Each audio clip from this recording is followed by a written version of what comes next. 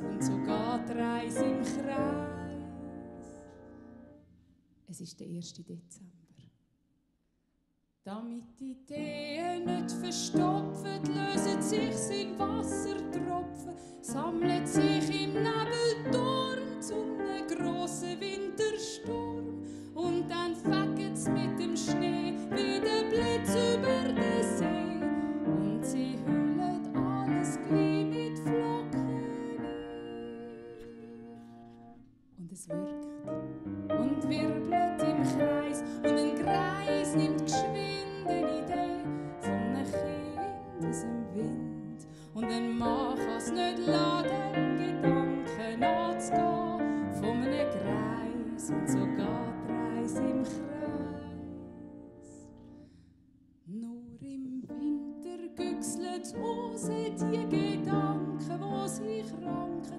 Dann verstecken sich sie im Eis, wenn die Welt leis wird vom Weiss. Und dann freust du dich mehr denn je, wenn du solche kannst sehen von all denen, die schon weitergegangen sind. Und es wirkt und wirbelt im Kreis. Und ein Kreis nimmt geschwind eine Idee von einem Kind aus dem Wind. Und ein Mann kann's nicht lassen, Gedanken nachzugehen von einem Kreis. Und so geht die Reise im Kreis.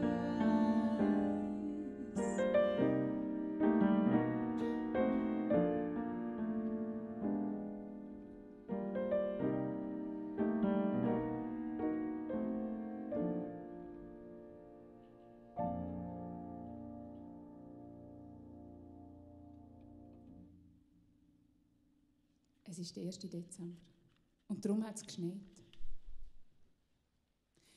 Und weil es der 1. Dezember ist, laufe ich durch die Altstadt.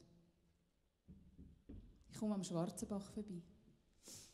Dort haben wir als Kind einmal die Dekorationen für Gutzli gekauft. Am liebsten hatte ich die farbigen Krällen und die habe ich dann einmal auf die Gutzli-Krällen. Und das hat so ein schönes Geräusch gemacht. Und bei meiner Großmutter, da hat es so ein Kerzenkarussell gegeben. Mit 4 roten Kerzen und Engel, die im Kreis herumgetrüllt haben. Und die haben so ein Bling gemacht. Aber nicht einfach ein Bling, sondern eben so ein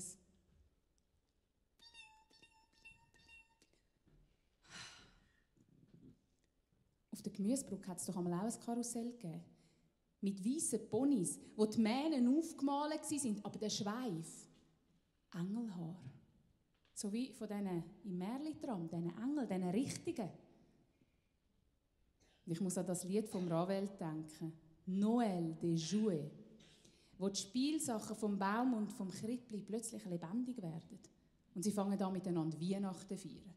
Und am Schluss drehen alle komplett ab.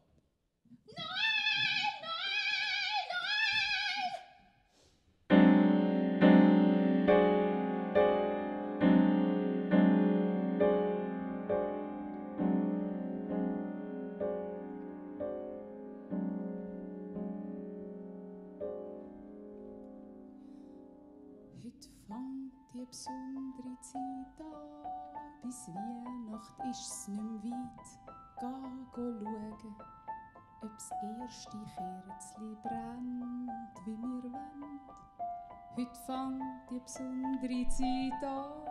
Bis Weihnacht ist es nicht mehr weit. Geh schauen, ob das erste Kerzchen brennt. Der Klaus mit der Laterne liegt im Spanisch-Nüssli-Bett.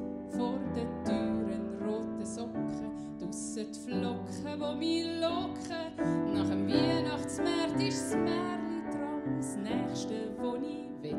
Ich sehe einen Engel drinnen hocken, mit hellen Zapfenlocken. Gritti Bänten in meinem Sack, Gutzli in der Hand. Nichts geht über den Türkelgeschmack, ich bin ausser Rand und Band. Oh, wie lang ich auf das hin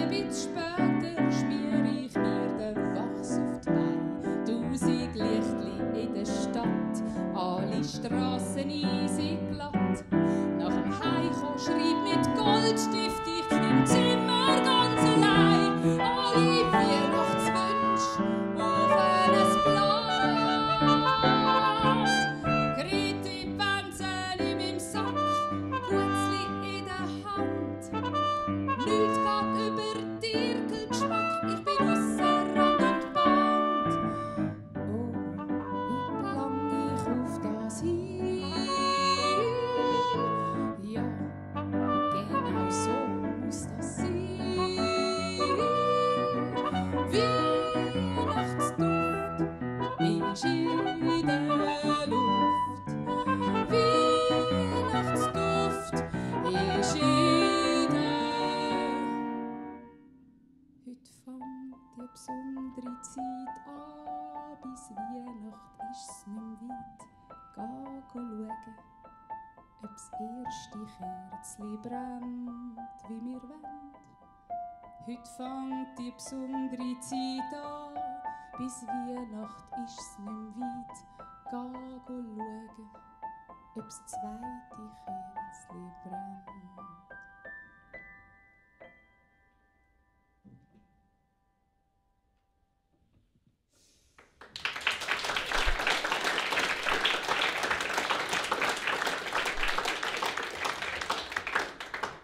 Meine Tante hat die besten Gutzli gebacken. Sie hat so Mailänderli gemacht.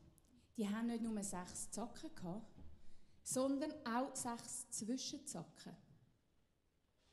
Mit ihr habe ich am liebsten gegutzelt. Meistens wartet ja eigentlich die Kinder nur darauf, bis sie die Schüsseln ausschlecken können. Stimmt das?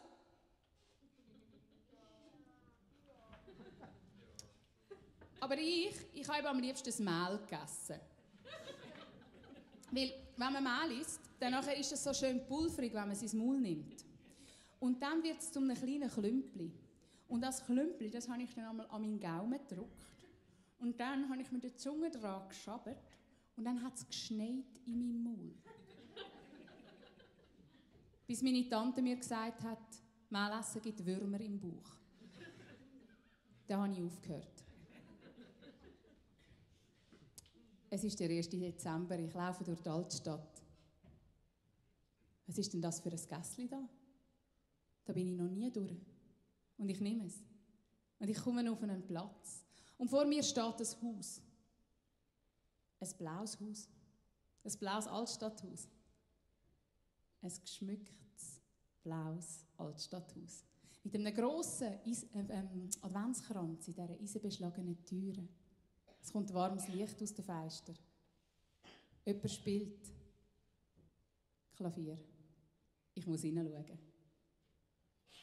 Und ich schaue durch das Fensterli, durch das Loch im Adventskranz, auf den Gang. Es hat Licht. Da kommt ein Bub raus, mit so einer Papierrolle unter dem Arm. Jetzt hat er mich gesehen. Er winkt, macht die Türen auf. Kannst du mir helfen? Ja. Ich will den aufhängen. Die Mami hat gesagt, wenn jeder im Haus 2 Türchen aufmacht, dann ist es gerecht. Super. Ein Adventskalender für das ganze Haus. Toll. Und ich helfe ihm, den aufzuhängen. Und will mich schon verabschieden. Aber der Bub schaut mich so an. Kannst du mir vielleicht sagen, warum der Samichlaus Gutzli bringt? Und wer ist eigentlich die Mutter vom Samichlaus? Ja, das kann ich dir schon sagen. Die Mutter vom Samichlaus. Ich bin gefallen. Die Mutter vom Samichlaus ist Frau Sami. Ja, Frau Sami war eben eine berühmte Schneiderin.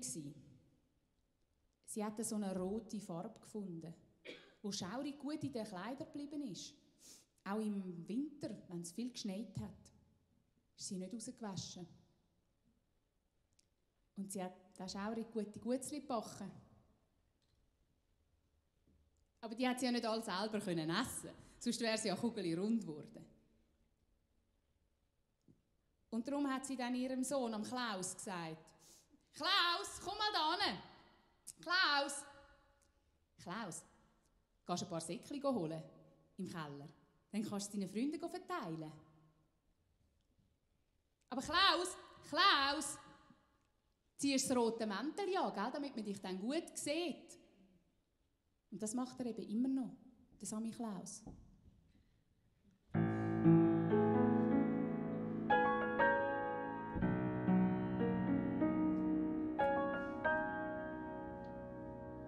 Du hückelst auf dem Kachelofenbänkli und schaust mich an. Es liegt ein Krisensteinküssi und ein Buch nebendran. Mit leuchtigen Augen hast du Ohren gespitzt, als erwartest du von mir eine Geschichte. Greifst über dich, da hat jemand etwas liegen lassen. Auf einmal zuckst du zusammen, als hätte es ein Viech drauf gehabt. Eine Fadenspule ist's, du nimmst sie ab. Sie fliegt weg und du hebst nur noch den Faden am Wägli nach den Hang durch, über die Rampen aus, im hohen Bogen richtig stark. Am Wägli nach den Hang durch, über die Rampen aus, im hohen Bogen richtig stark.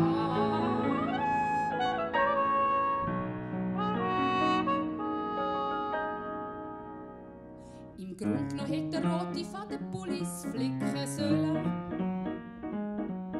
Doch will er lieber spielen, so wie ein Ping-Pong-Bölle. Und jetzt rollt ihm die Spule geschwind davon. Springt das Katzentürli aus und ist entkommen.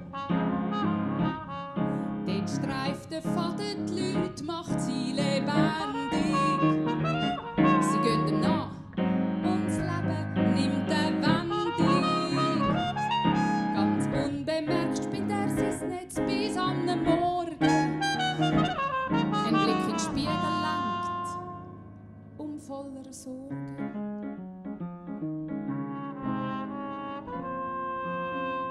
Der rote Faden hat sich gespannt übers Gesicht.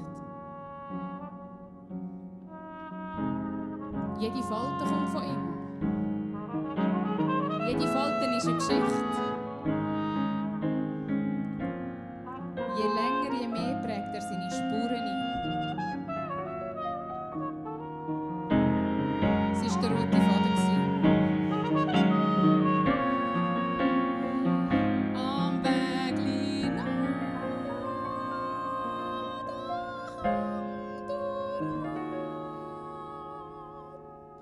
über die Rampen aus, im hohen Bogen richtig stark.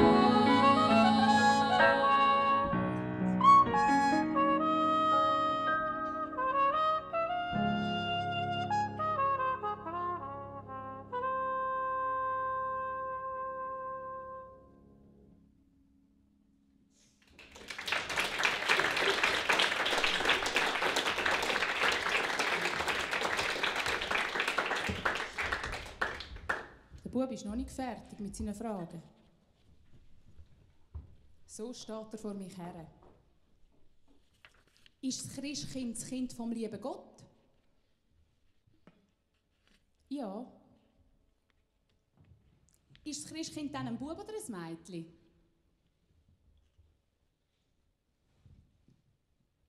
Ein Mädchen. Wo geht's Weisse, wenn der Schnee schmilzt?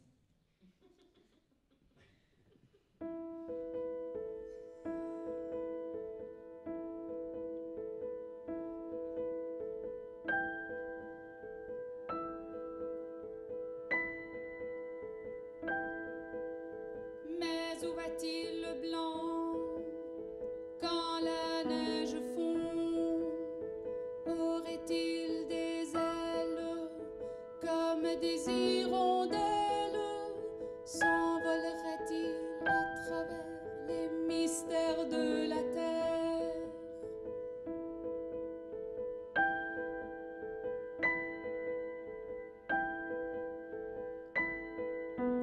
Mais où va-t-il le blanc, papa, maman, quand la neige fond? S'échappera-t-il à travers les mystères de la terre? Mais où va-t-il le blanc quand la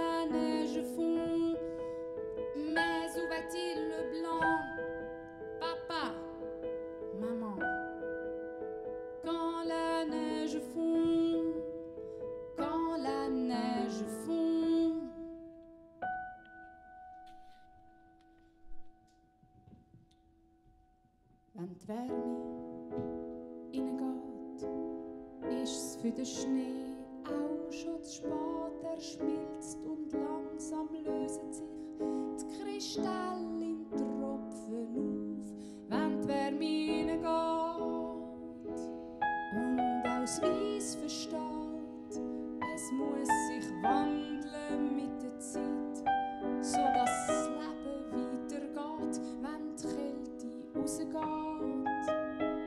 Kann die Winterstarre weichen und zum Vorschein kommen alle unsere totgeschwiegenen Leichen. So zeigt sich aufs Mal, was es dort unter dem Schnee so verborgen hat. Wo bist du gsi? Wo bist du hin? Alle dieser Zeit ohne mich. Wo bist du gsi? Wo bist du hin? Alle dieser Zeit wollte ich fragen, warum sie nicht entdeckt hast, die Welt.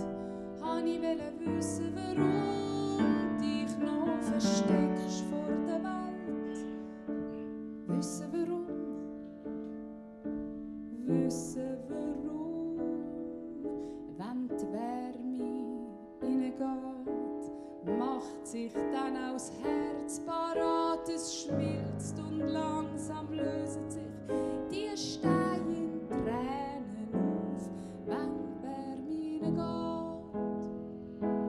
Und auch das Herz versteht, es muss sich wandeln mit der Zeit, so dass die Liebe weitergeht, wenn die Kälte rausgeht.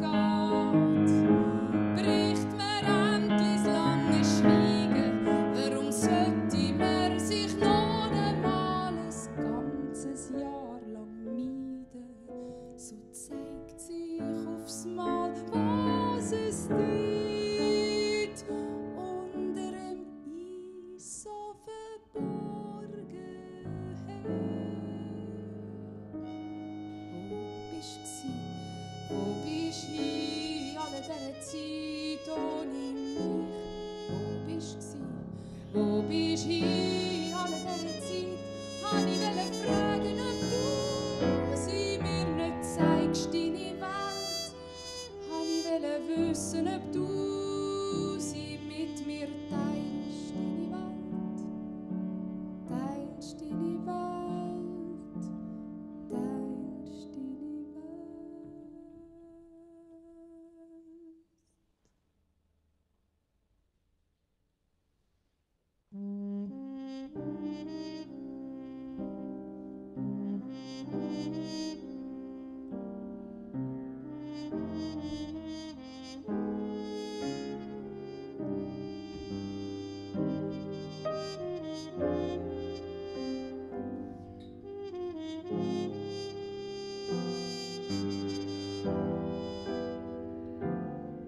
Wo es weiss hingeht, wenn der Schnee schmilzt. Es versteckt sich in den Wassertropfen. Und dann, in der Nacht, wenn es niemand sieht, dann schwebt es drauf. Und am Morgen siehst du es wieder, wenn du raufschaust. In den Wolken. Und so hat der Himmel seine Wolkendecke und die Erde die Schneedecke. Und das ist gerecht.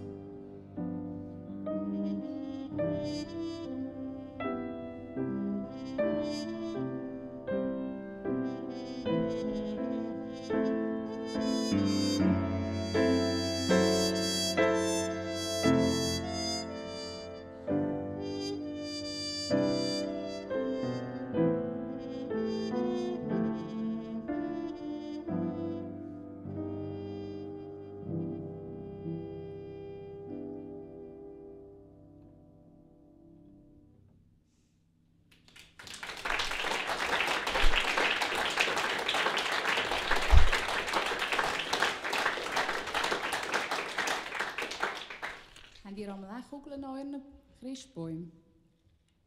Kinder? Ja. Also, wenn man eben so eine Kugel anschaut, dann hat man ja das Gefühl, man sieht eine Kugel. Aber eigentlich sieht man ja gar keine Kugel. Man sieht eigentlich nur eine Halbkugel. Und ich habe mal ein bisschen nachgeforscht woher denn das kommt mit diesen Kugeln. Also sie nehmen ja, früher haben sie für diese Kugeln haben sie so eine Blei- und Zinklegierung gebraucht, damit sie schön glänzt. Das ist fast so wie bei den Patronenkugeln. Die sind auch immer noch aus Blei. Und der Legende nach ist etwa so 1848 ist die erste Bestellung für so Weihnachtskugeln dann einmal bei einer Glasbläserei eingegangen. Und zwar war es so gewesen, dass die eigentlich nicht genug Geld hatten für den richtigen Weihnachtsschmuck. Also, was dann immer das auch war. Wenn du so eine Kugel anschaust, dann hast du das Gefühl, du siehst eine Kugel. Und dann siehst du aber nur eine Halbkugel. Dann kannst du um sie herumlaufen. Du siehst wieder nur eine Halbkugel. Das, was dahinter ist, das siehst du eben nie.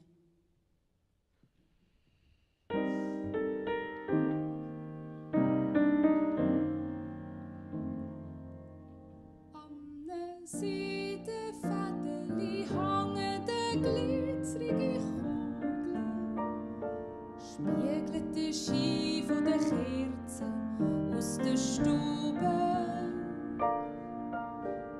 In der Kugel sehe ich ein Abbild von mir, wie ein Tier verbogen, verzogen, verzerrt.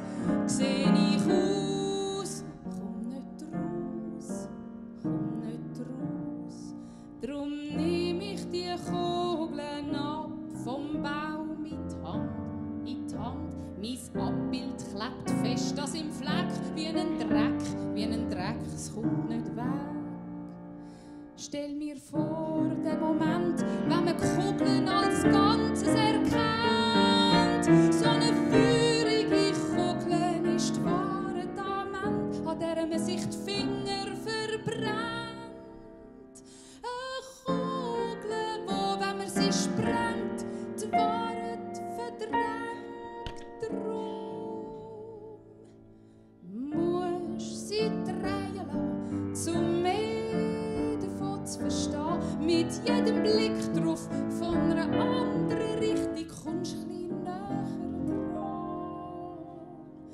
An einem goldigen Kreis hängen 4 Engel, von unten kommt die Hitze. Schon drehen sie ein bisschen, nebendran der Schallplattenspieler auf dem Regal, ein Original, verstaubt, verrostet, ausgeschaltet, total veraltet.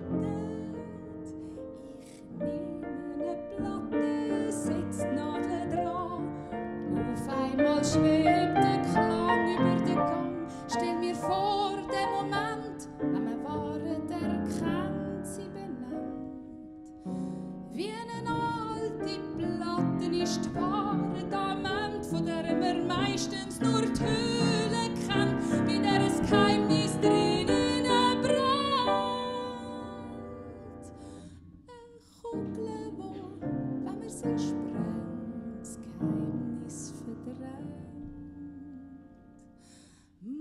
Musst sie drehen lassen, um mehr davon zu verstehen, mit jedem Blick drauf von einer anderen Richtung. Nur sie drehen lassen, drehen lassen, drehen lassen, drehen lassen, drehen lassen, drehen lassen, drehen lassen, drehen lassen.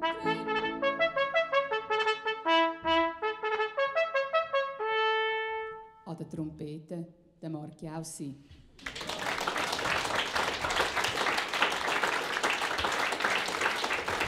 Am Klavier der Edward Rushton.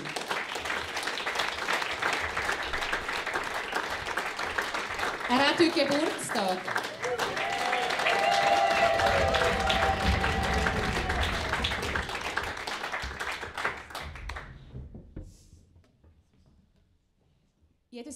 Jedes Jahr haben sich mein Bruder und ich darüber gestritten, welche Farbe die Kugel an diesem Baum haben sollen.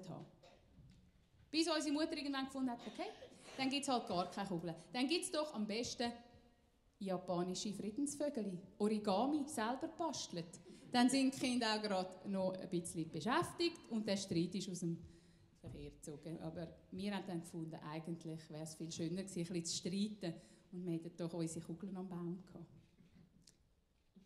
Schöckeli haben wir nie dürfen am Baum. Die hat es nur bei der Großmutter gegeben. Und die sind dann so langsam geschmolzen unter der Hitze von der Kerzen und der Taco, der Schäferhund, hat dann das einmal, glaube ich, aufgeschleckt. Überhaupt, der Taco hat, glaube ich, etwa alles gefressen von dem Baum, was essbar war. Zum Beispiel die Willisauerringli und auch noch die Tirkel, die niemand mehr wollte.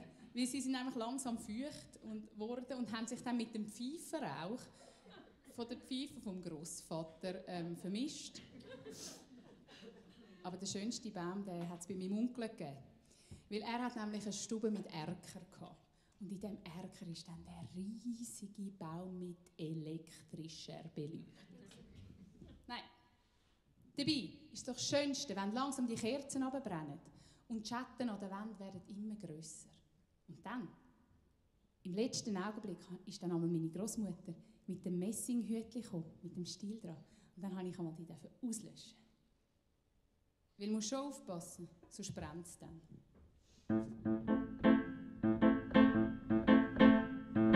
Meine Tante ist eine Liebe, meine Tante weiss, wie's geht. Meine Tante ist eine Liebe, meine Tante weiss, wie's geht. Im November steht bei ihr allerspätestens der Tannenbaum parat. Meine Schwester ist eine schöne, meine Schwester weiss, wie's geht. Meine Schwester ist eine schöne, meine Schwester weiss, wie's geht. Der Rotwein aus Johannisburg hat sie im Oktober parat.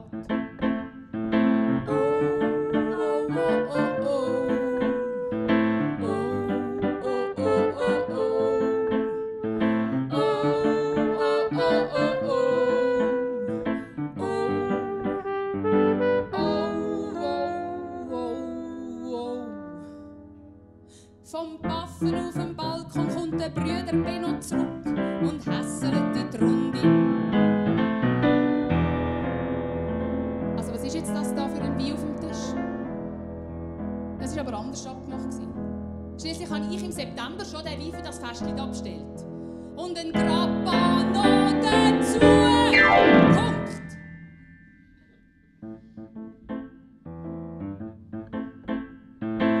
Unser Grossi ist modern, unser Grossi weiss, wie's geht.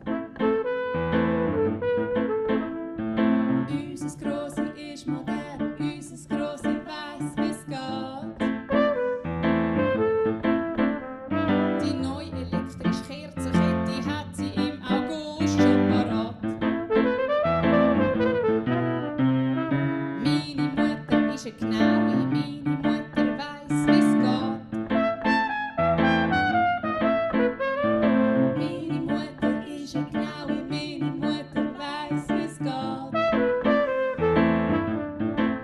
Seit der Sommerferien hat sie für jeden ein Päckchen parat.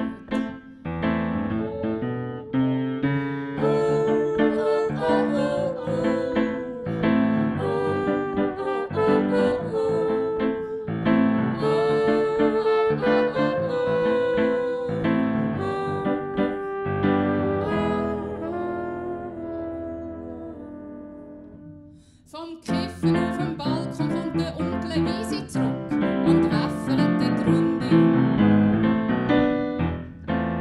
Ja, was sind denn da die Geschenke da unter dem Baum? Das war aber anders abgemacht, gell? Beim 90. vom Grossi im Juni. Denken zurück, haben wir gesagt, wir machen kein Geschenk das Jahr, sondern wir geben der Stiftung Weihnachten ohne Weihnachten geben. Sind ihr dann all dement?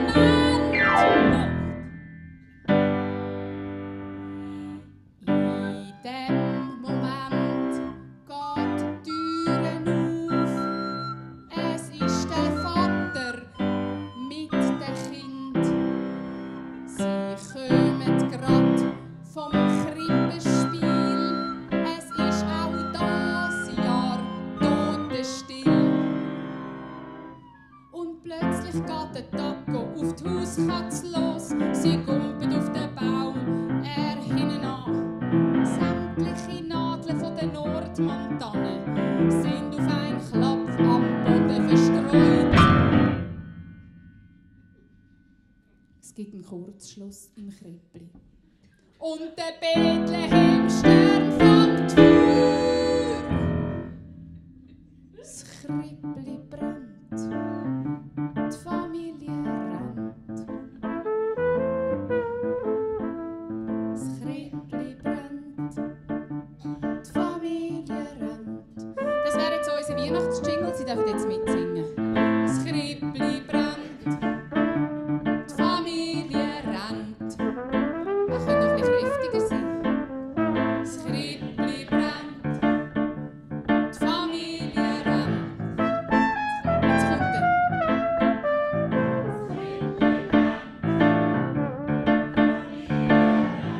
Wot's Tausend du?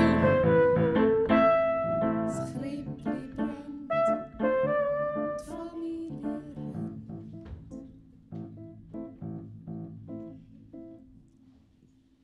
Jetzt habe ich ein paar Fragen an Sie. Weil jetzt kommen wir zum wichtigsten Teil und das sind ja, wie alle Kinder wissen, was ist das Wichtigste an der Weihnacht?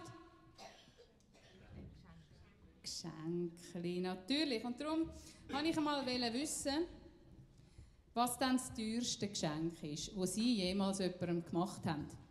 Jetzt ein bisschen da runterkommen, ich sehe sonst nichts. Wer weiss, was das teuerste Geschenk ist, das er jemals gemacht hat? Bursche. Ja. Moment. Ja, das war ein Föhn für meine Mutter. Wow, das ist aber toll. Ein spezieller Frucht, das ist toll. Und dann habe ich noch etwas. Letzte dazu eine Frage, die ist, was ist das, was Sie bekommen haben, aber überhaupt nicht haben wollen? Also, weiter. Ja, Mo. Ein Bierkalender.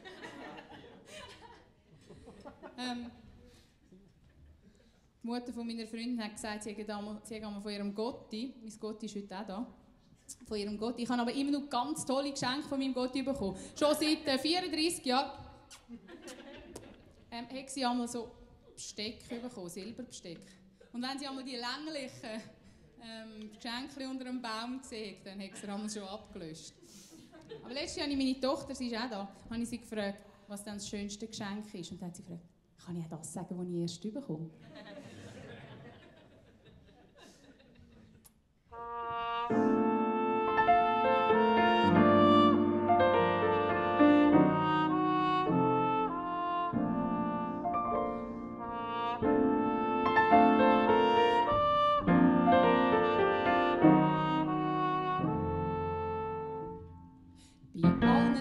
Möglichkeiten für Geschenke brummt mir schon der Grind und so denke ich, am besten schenke ich dir nur eine Höhle, wo du mit deinem eigenen kannst fühlen.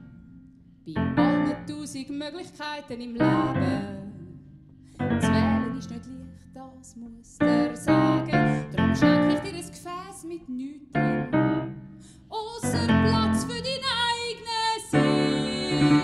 Sie ist eingepackt, wie wenn das Ganze gewöhnliches wäre. Sie ist nicht gross, sie ist nicht klein, sie ist nicht federleicht, nicht schwer. Pack's aus, das Päckchen mit den Möglichkeiten drin. Das Geschenk für alle Fälle, wo du suchst nach einem Sinn. Pack's aus, steig ein mit der kleinen Fantasie und träum dich in eine Welt, wo du schon lang hast wollen hin. Bleib nur dabei, pack's aus.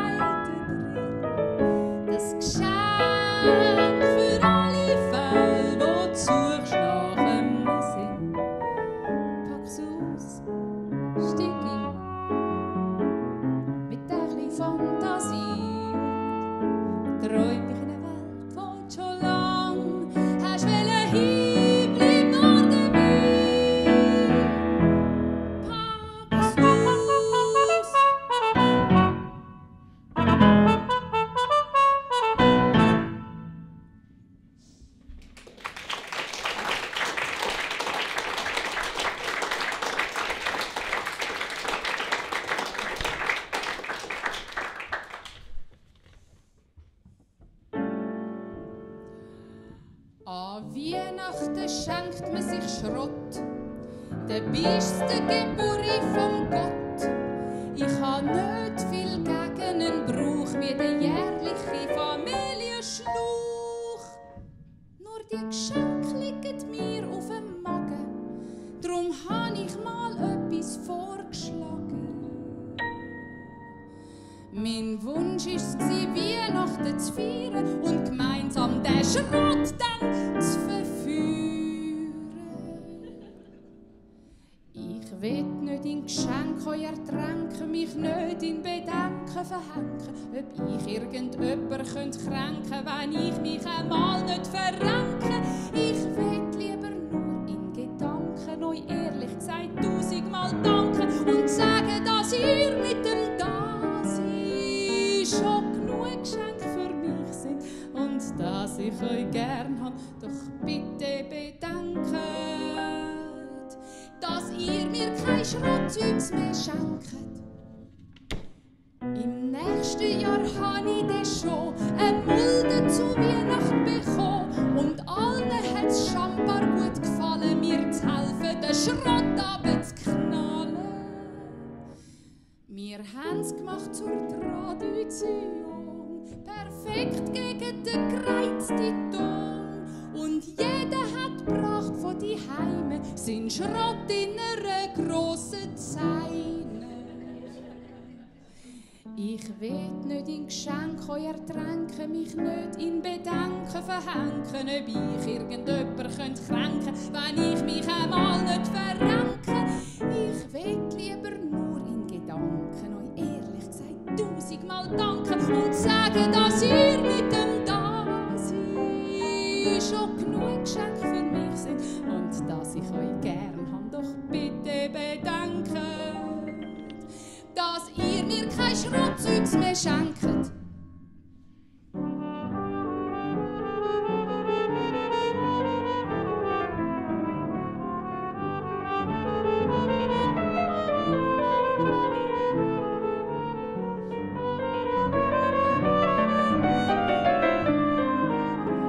Wir sind's unseren Freunden erzählen, damit sie sich Mulden bestellen. So haben sie die heilige Nacht auch in Freude und Frieden verbracht. Nur einmal der Schlag hat mich getroffen, bin grad aus dem Haus rausgelaufen, stehen die Muldenträger im Stau und die Weihnachten ist zur Sau. Seither, wenn wir uns nicht mehr sehen, um die Familie Weihnacht ist's geschehen.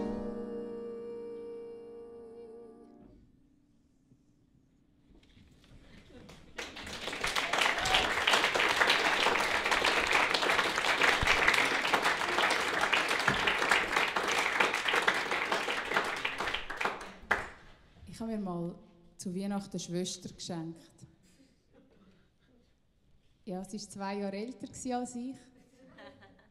Hat immer mehr gewusst als ich. Hat mit mir immer gespielt. Vor allem Post haben wir am liebsten gespielt, weil ich so eine Holzpost hatte. Und sie hat Benia geheissen. Es hat wahrscheinlich damit zu tun, dass meine Mutter mir in diesem Jahr den UNICEF-Kalender «Gesichter aus aller Welt» geschenkt hat, wo jedem Türchen das Gesicht von einem Kind aus einem anderen Land war. Und dort hat es eben auch ein Mädchen aus Benin gehabt. Und das habe ich so wunderschön gefunden, dass sie dann mich noch jahrelang als Schwester begleitet hat. Irgendwann bin ich dann ein bisschen vernünftiger geworden und dann habe ich eigentlich die Schwester verloren. Das ist total schade. Und manchmal denke ich, wenn wir als Erwachsene das auch noch könnten, uns so eine Schwester schenken, die uns alles gibt, was wir brauchen, dann bräuchten wir keine Antidepressiva mehr.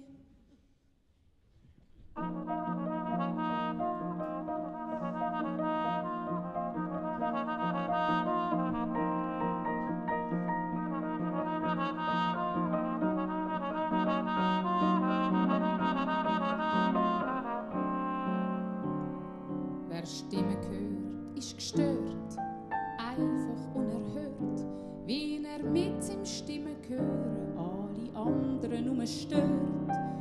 Wem die Stimme wohl gehört, ihn so betört, wo trotz der Gegenstimmen immer wieder rausgehört. Ja, der Mensch, der stört, ja, der Mensch, der's gehört.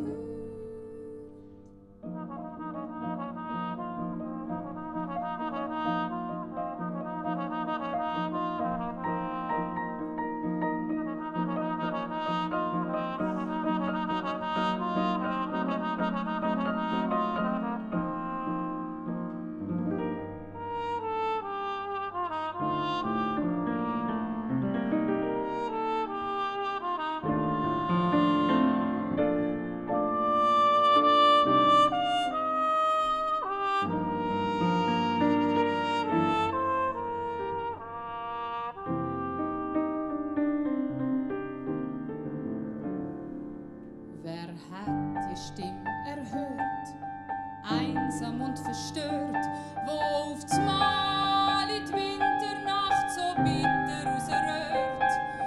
Alle sind empört, ob der Mensch was stört. Alle sind empört, ob der Mensch was stört.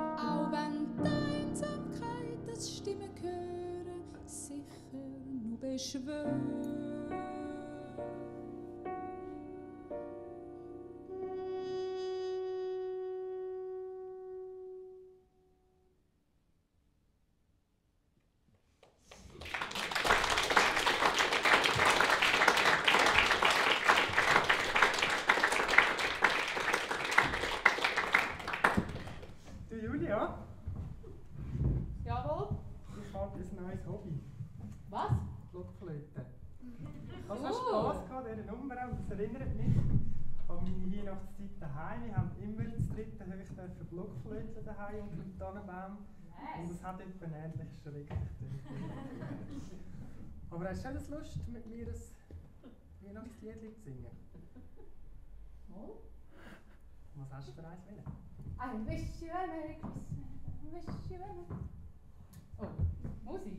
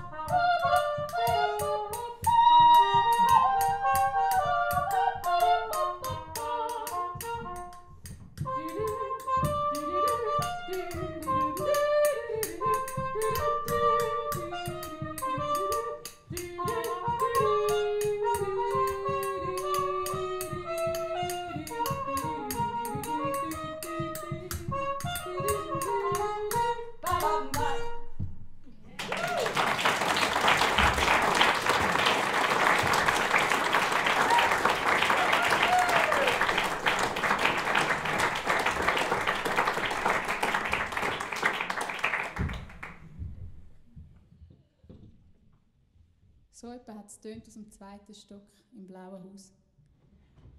Der Bub steht vor mir. Was hast du gefragt? Nichts. Du hast gefragt, ob ich wüsste, wie das Licht in die Sterne kommt. Ah ja.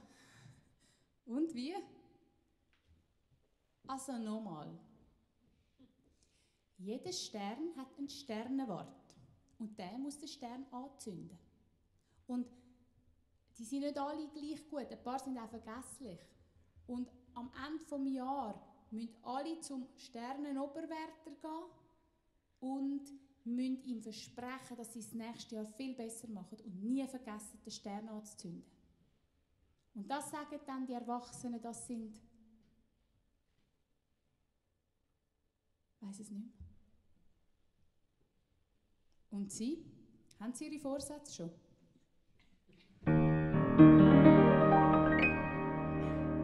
Nächstes Jahr. Nächstes Jahr mache ich alles, was ich immer noch nicht und noch mehr. Pack es an, bleibe dran, zieh es durch, wirst es sehen. Nächstes Jahr nehme ich alles wie ich, sonst so wenig. Mit mir Schwung tauche ein, blühen auf, Stiegsleiterli endlich hoch und ich schwebe weiter und es treibt mich grad bis in den Himmel hoch. Das Jahr nehme ich mir Vorsätze, die hat mir niemand aufgeschwätzt. 5000 Vorsätze, sonst wird das alles nichts. Vorsätze, die hat mir niemand vorgecatcht. 5000 Vorsätze, vielleicht ist viel weniger mehr. Vielleicht hätte ich alles im Nichts können sehen. Vielleicht wäre es mehr, mir kein Vorsatz nehmen, wenn sie sowieso immer im Handumdrehen verschwinden. Nächstes Jahr mache ich alles, was ich immer noch nicht auf einen Touch bauen auf, nehmen ab, heb durch, mach kein Latsch. Nächstes Jahr nehme ich alles wie ich, sonst so wenig. Mit Humor wage mich bis am Rand mit einem Satz wie von einer Katze, heb ich den mal ab und es treibt mich grad bis in den Himmel hoch. Das Jahr nehme ich mir Vorsätze, die hat mir niemand aufgeschwätzt. 5000 Vorsätze, sonst wird das alles nichts. Vorsätze, die hat mir niemand vorgecatcht. 5000 Vorsätze, vielleicht ist viel weniger mehr. Vielleicht hätte ich alles im Nichts können sehen. Vielleicht wäre es mehr, mir kein Vorsatz nehmen, wenn sie sowieso immer im Handumdrehen verschwinden. Nächstes Jahr.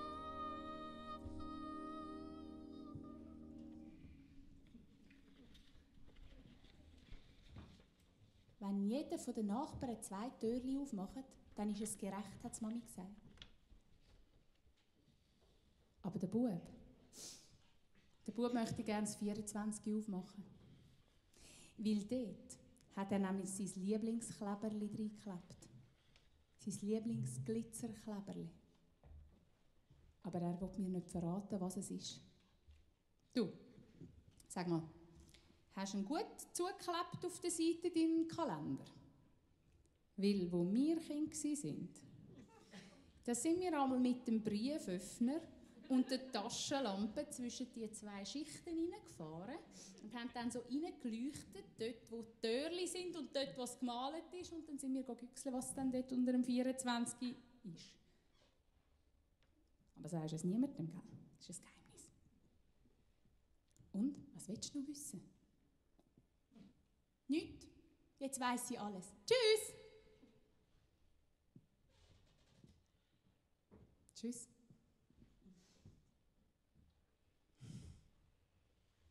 Es ist der 1. Dezember. Ich laufe durch die Altstadt. Es ist dunkel von außen jetzt. Die Sternenwärter haben ihre Sterne angezündet. Aber ich sehe sie nicht, weil es ist alles voller Wolken. Und ich laufe ins Niederdorf ab, Richtung Limmen zu. Und dort ist er. Der Adventskalender vom Heimatwerk mit den Türchen, die aufgehen, mit den Fenstern. Und eins davon ist beleuchtet. Und es hat ein Geschenk drin.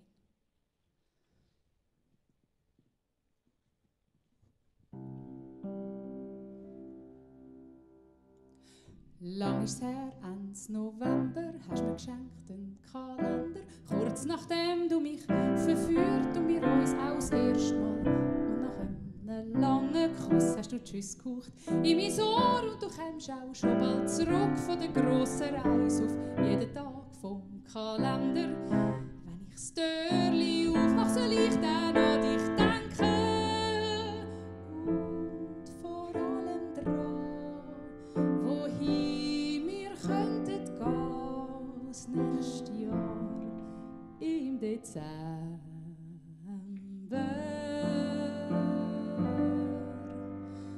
Türli auf, Türli zu, lass mir immer noch keine Ruhe, obwohl ich weiss, dass es heisst, bei einem langen Schnuff geh ich immer ein Türli wieder auf.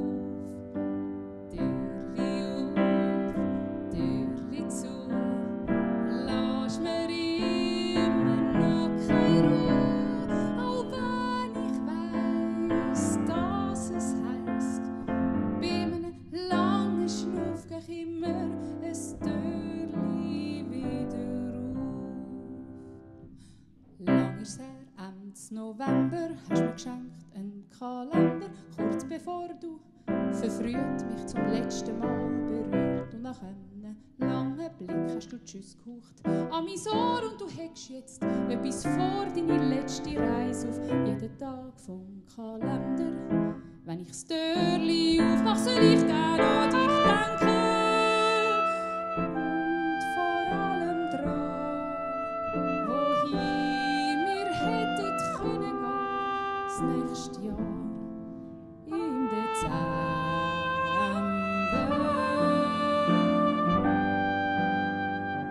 Türli auf, Türli zu, es lässt mir immer noch keine Ruhe, auch wenn ich nicht weiss, was es heisst. Hoffe ich, dass nach dem letzten Schnuff geht ein anderes Türli auf. Türli auf, Türli zu, es lässt mir immer noch keine Ruhe, da ich nicht weiss, was es heisst. Hoffe ich, dass nach dem letzten Schnuff geht ein anderes Türli. Kurz ist her, im November habe ich gekauft einen Kalender. Kurz nachdem ich am See meine alte Liebe gesehen und mit einem verschmitzten Blick habe ich Tschüss gehaucht in sein Ohr. Und ich käme auch schon bald zurück von der grossen Reise auf jeden Tag vom Kalender. Wenn er das Türli aufmacht, soll er dann an mich denken. Und vor allem dran, wohin wir wettet gehen, das nächste Jahr im Dezember.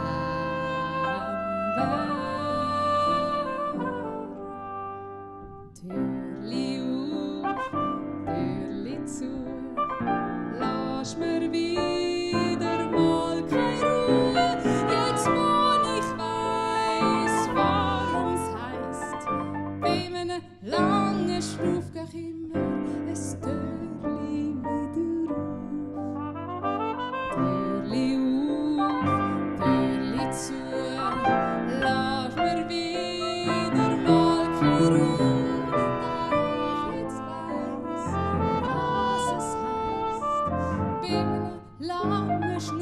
sich immer ein Türli wieder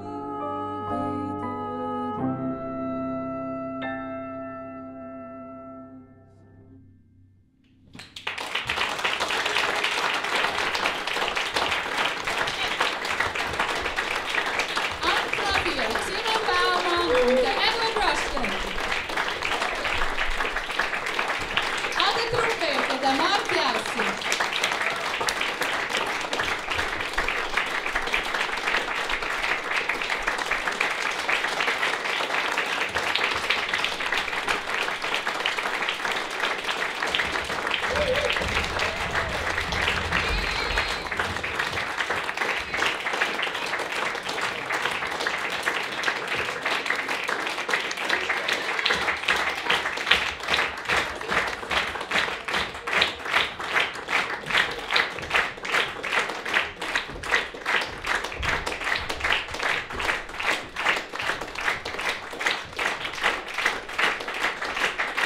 Dankeschön. Wir haben etwas Kleines anzumerken.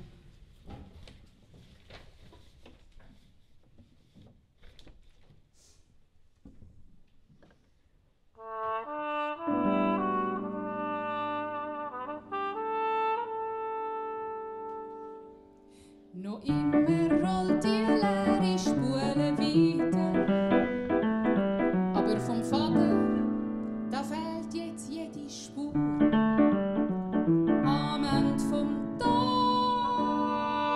allein mit der Frage,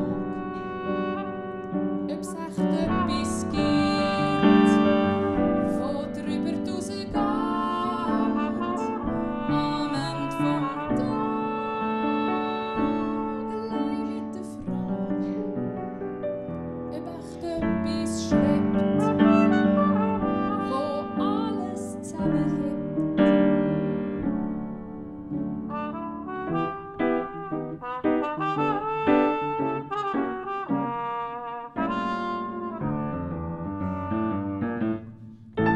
Und doch pöpperlet mein Herz immer weiter und doch funkelt meine Augen unentwegt.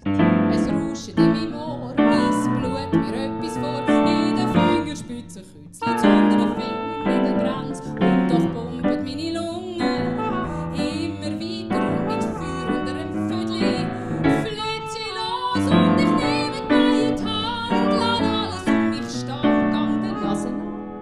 Und gang der Nase nach.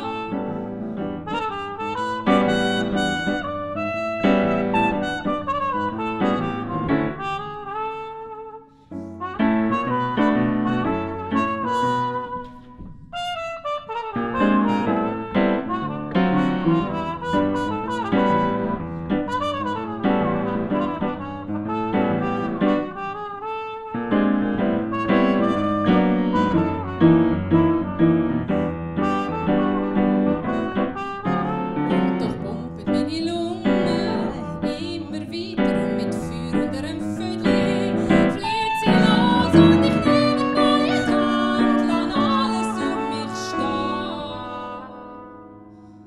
Aber die Frage, die eine Frage,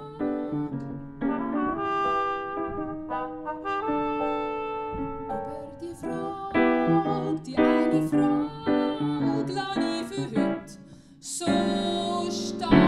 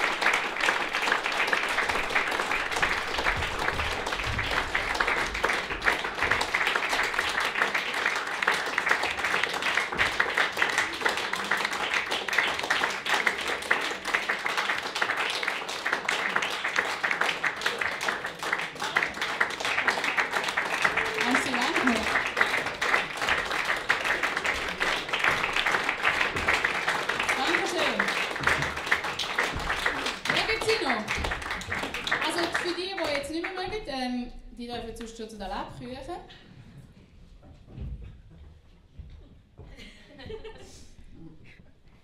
Es ist eben so. Im Juni habe ich mit Simon ein Projekt gemacht. Und dort haben wir für Talwil, wo wir beide gewohnt haben, damals noch, einen Song geschrieben. Auf Englisch, ein Hit-Song. Und ich habe gedacht, das muss ich jetzt einfach jedes Mal machen, bei jedem Programm. Und der muss natürlich auf Englisch sein, weil auf Schweizerdeutsch, wie gesagt.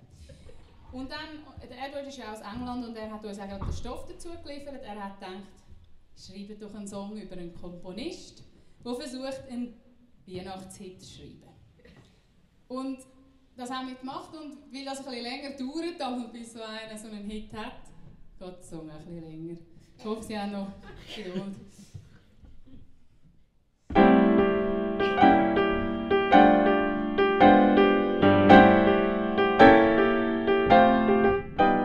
He starts humming a melody while walking his dog, passing by the frozen fountains in the park. Later on, at a baker's, the tune hits him again while he's wondering how soon it will be dark. That's because it's December, a time to remember that just one Christmas hit might change his life. The composer's heart draws 5 lines in the snow and hopes his song will play on the radio.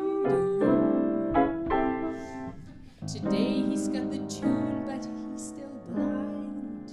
Tragical Christmas for a magical mind.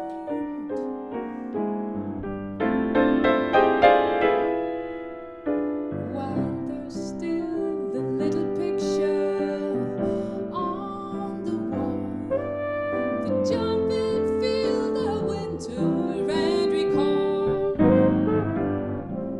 the frozen town once a year, a glass of wine with a steer on the charming Christmas Eve.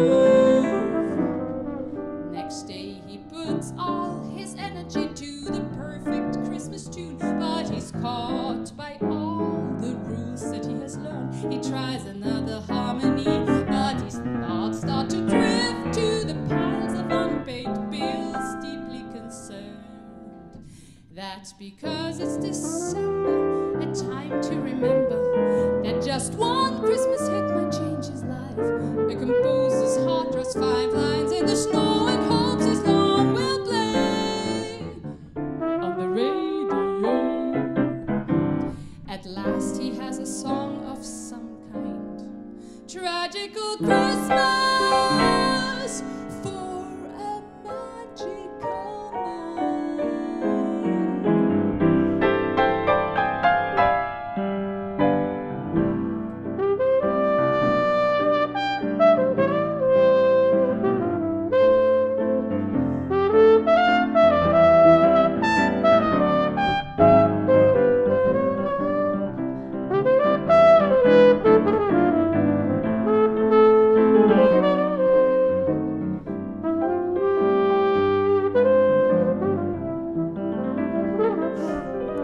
But at night in his dream he hears yet another song floating on the sounding breath of his own sigh in the morning.